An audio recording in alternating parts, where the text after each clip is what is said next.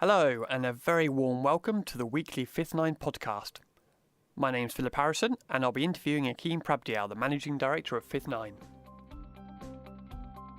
Today, if I want to share an idea with you, and I don't have the money to put any IPR legal documentation in place, I've got a couple of choices. One, I can trust you, or two, I can write the idea down on a piece of paper and post it to my lawyer. And that unopened letter could potentially serve as some form of evidence in prior art. Now, what if the blockchain acted as that virtual letter? And what if that idea happened to live a long and healthy life forever on a public blockchain or a range of public blockchains? To quote Muses Glorious, I still want more with the cuts and the bruises, don't close the door. Today's podcast is Patents in Blockchain, how to beat the giants and not get too beaten up on the way. So, as usual, a bit of background. On June the 23rd, it was reported that US retail giant Walmart has been awarded a patent for a system that could store medical records on a blockchain from a wearable device so medical professionals can retrieve the data from patients who can't communicate well.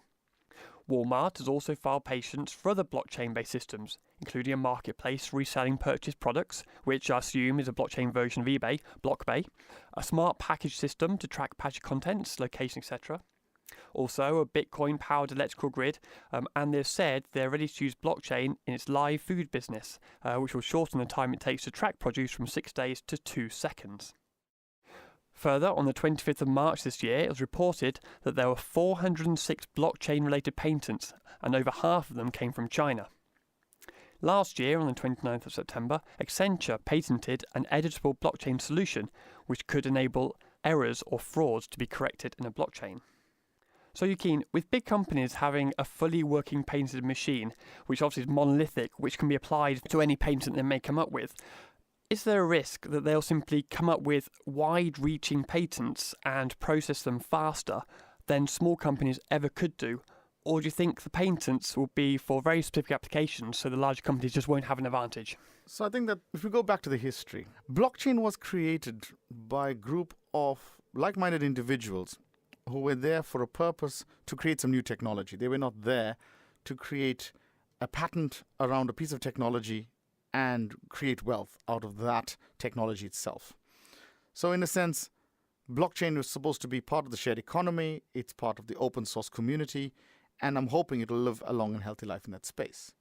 So what we do find, however, interestingly, is that the big companies that you referred to are patenting very specific use cases that have very strong market appeal.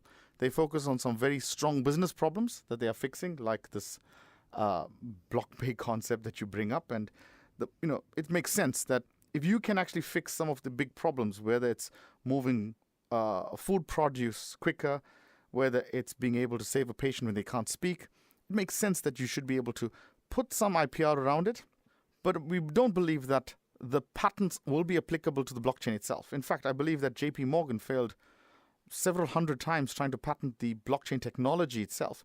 Yet they've been very successful in the fintech space. Okay, so keeping in mind that the open source, obviously the founders or founder obviously wanted this to be a shared solution, open source, something people could build upon.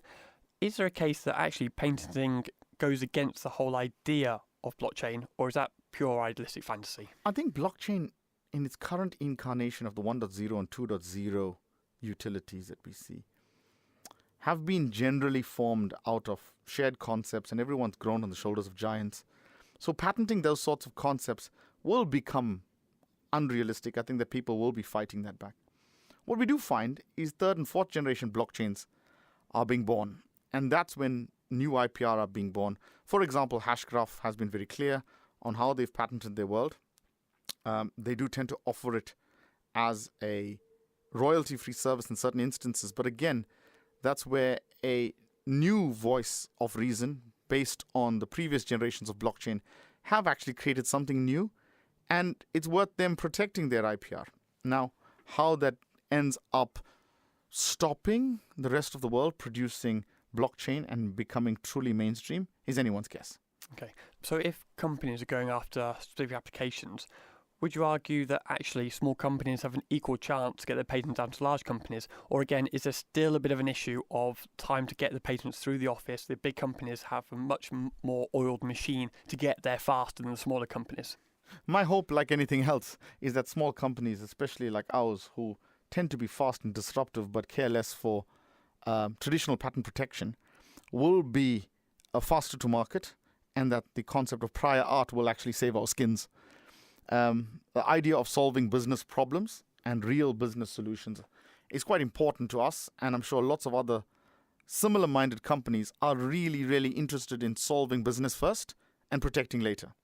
That being said, it's interesting that the blockchain itself is actually a technology which has based its art form in immutability and trust. So one of the most beautiful things about blockchain is it has the ability to protect and create a very transparent ledger of who owns what. Fundamentally, that's patent law 2.0. So where we are heading is we're actually saying, instead of using traditional patent law to protect the blockchain, why can't you use blockchain to disrupt patent law? Okay, so rather than using an existing system, build a new system based on new technology to make it faster and more streamlined. Well, let me give you a good example of that, right? So today's patent law says that if you've got a good idea and you want to share it with somebody else, you've got to put a rigmarole of legal documentation or even put some patent pending in place before you can even think about sharing that. And if you aren't tight enough or you're too loose enough, it might be rejected by the patent office. Or if you're speaking to people who want to get around your patent, they could find the way around it, effectively the wood from the trees, so to speak. If there is a way in the blockchain for us to create a collection of ideas that grow as the community grows, that grows as the thinking grows, then that idea can actually grow at twice or 10 times the speed at which we currently are hindered by creating innovation. And I think that should be the new patent process 2.0. I think the mechanics need to change because of blockchain. Okay, but for that to work, I mean, people know about the patent process, it's well known, and although it's lengthy and hard to do, for people to use a new solution like that, how would you get enough people using? Because let's be honest, blockchain is still a bit of a magical art to the masses. So for those people who have got innovative ideas who don't know the blockchain technology, how would you get them to use something like that? So let's use a good example of the model today. Today, if I want to share an idea with you, and I don't have the money to put any IPR legal documentation in place, I've got a couple of choices. One, I can trust you. Or two, I can write the idea down on a piece of paper and post it to my lawyer. And that unopened letter could potentially serve as some form of evidence in prior art. Now, what if the blockchain acted as that virtual letter? And what if that idea happened to live a long and healthy life forever on a public blockchain or a range of public blockchains? And that's where I could share an idea with you based on the permissions, based on the fact that you could look at it and validate that that was my idea. That if you built upon that idea, we could start blurring the boundaries of whether you own the idea or I own the idea. We could start to create much more richer co-creation models.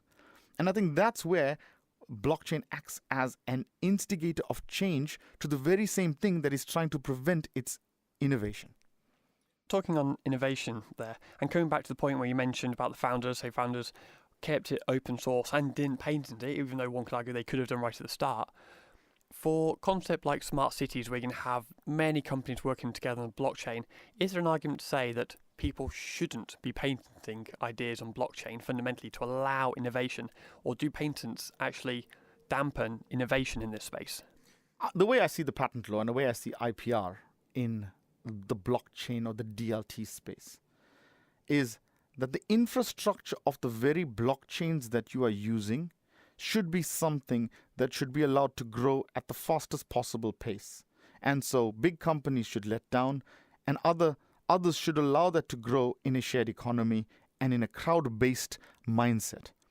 However, if there are specific applications that are unique, that can save people's lives, that can make businesses more efficient, that can translate Industry 4.0 changes to the common man, I don't believe there's a reason why those DApps shouldn't be patented. However, the fundamental technology they're based on shouldn't be. Okay. And is there a way that smaller companies should be working together on this? So the size of a big company can't be beaten by one small company. However, if you have many small companies working together, they share knowledge and speed on getting ideas across, working them together, collaborate, but have that communal push to get all those patents over the line. Should there be a way for all these individual companies to collaborate rather than work against each other? The challenge today is that you find very little collaboration in that disruptive space of small companies trying to find their space in this market. So if I were to use the example of ingredients, right? Let's go back to cooking, right? Because I'm hungry now. If we said that the ingredients are what make up the blockchain, and we're not going to patent the ingredients, but the recipes of how we put them together and how long we stir these ingredients and how long we bake them, that recipe is actually the IPR. True, but if you have many cooks or chefs cooking together, they can be able to cook things faster, they can learn off each other, but we have no way for them to all their work together and share that knowledge and get across the... Well, you know, but too many cooks. Right? So, yes, that's the challenge we have, that if you have too many cooks in that space, everyone will be grabbing to say, well, that part of the recipe is mine. And that's where I think that the traditional IPR model needs to change. It really needs to change. It needs to embrace the fact that people will be co-creating, that everyone will be standing on the shoulders of giants, and everyone needs to enjoy their space in the sun and not just stick an NDA in front of anyone as soon as you find the threat of intermediation. So with this new technology, everything's changing fast. With the time it takes at the moment to do patents, are they at the moment of limited value? Because by the time in this, especially in the blockchain world, by the time you've got something through the patent, the technology is now old hat, and you could build something else which could supersede that. So are patents actually worthwhile presently whilst we're going through such a creative space in the blockchain world? I think in the early days where you've had the blockchain 1.0 and 2.0, it didn't make sense to put the patent in space. I think now that we've got to a very clear level of maturity where blockchain and DLT will be becoming mainstream, that we find that not only people are raising funds at a small to medium level in a crowdsourced type manner, but we find big companies like Kodak and IBM and others not just dipping a toe in the water, they're actually diving in head first. They're putting thousands of people and engineers on the subject. So the fact that this is becoming mainstream for me says that the maturity is getting there. With that maturity, I expect to see that the blockchain applications not surviving for a series of months, but a series of years. And that's probably worth patenting applications on the blockchain, but not the blockchain itself. So we come back to the recipes. And if you've got a darn good recipe that tastes like Coca-Cola, but isn't Coca-Cola, you might as well protect it. But you can't patent the chemical ingredients that are used to make up that recipe. So with the present way, obviously patents go to solicitors, which cost a small company an absolute small fortunes. How will this idea help alleviate that? How will it make it more affordable for small companies? So I think one of the things that's important to note about these small companies is that the method in which they produce IPR protection today is still the legacy model, that they've got to contextualize an idea, have the richness in thought, and then cement it in stone. But that idea is growing, that idea is changing, that idea is emerging, it's blossoming, it's becoming something and it's creating a life of its own. And that's where I feel patent law hasn't actually embraced the ever-changing disruptiveness of new technologies in the digital transformation space like blockchain, where they will be changing, they will be growing, they will be creating new life forms and going in certain directions. And because of the way we incubate and innovate today, it's not in a single head. We aren't in the space of Edison or Tesla. Today you have multiple minds sitting in different parts of the geography, all co-creating at the same time. And that's how we get the speed. So there's no void of thought in many months of lag time before we get an idea blossoming. The ideas come up every day. And so I believe that the small companies will need to embrace a new form of patent protection. And the IPR protection that they want to create is in the space where there's a working document where they can jointly collaborate on an idea, a ledger of things, if you like, a place which is safe harbor for them to contribute ideas together as a single voice and then share the spoils without spending the reams of time that the legacy patent world expects you to protect your ideas. So a lot of these ideas, it feels like we want to enable those people, especially with new technology. You're down the pub with your friends, you talk about something, that would be a brilliant idea. How should people be able to come up with ideas now in the modern age and submit them and secure them fast when they're in the fresh in their head? Exactly. I think that today's model is that everybody I've ever met goes, I've had a cracking idea. Oh, I wish I'd done that. Oh, I saw that on telly. I had that idea 5 years ago. And this is the problem, is that everybody has good ideas. I honestly, genuinely believe that every single person has a good idea at least once in their lives. What if there was a model where the device, the mobile phone, the laptop, the tablet, the closest thing that they had to, gave them access to an immutable place of trust where they could lodge that idea, they could speak it out, they could vocalize it, they could visualize it, they could type it out.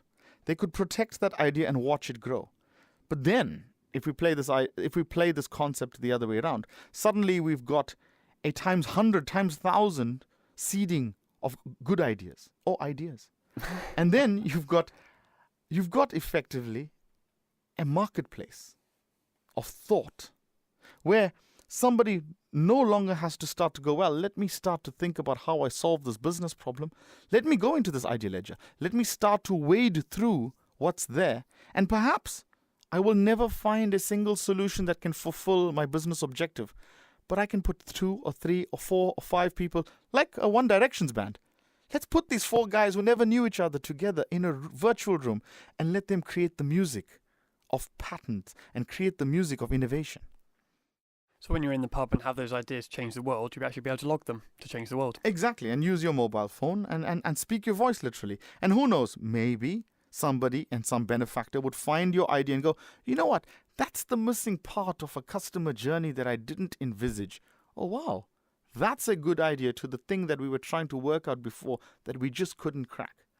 And I think that is the beauty of having ideas now being floated in a public forum like blockchain, using its immutability and trust properties to ensure that people's rights are protected of ownership.